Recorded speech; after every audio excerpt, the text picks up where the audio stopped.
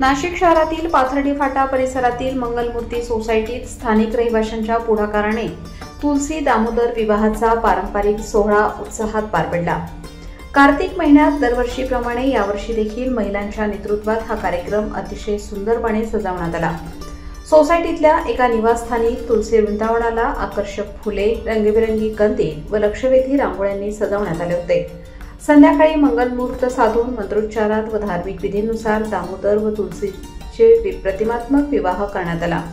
या कार्यक्रमात महिलांनी पारंपरिक सुगडं, मंगल आरत्या व स्तोत्र पठण केले। कार्यक्रमानंतर प्रसाद वाटप करण्यात आले। विशेष म्हणजे या विवाह सोहळ्यात सर्व समाज घटकांनी कोणत्याही वैचारिक मतभेदाशिवाय धार्मिक परंपरा जपत एकत्र सहभागी होऊन लोकसहभाग व सांस्कृतिक धार्मिक एकोप्याचे दर्शन घडवले। लोकमान्य न्यूजसाठी संचालक लक्ष्मीकांत शिंदे, पाथर्डी फाटा, नाशिक।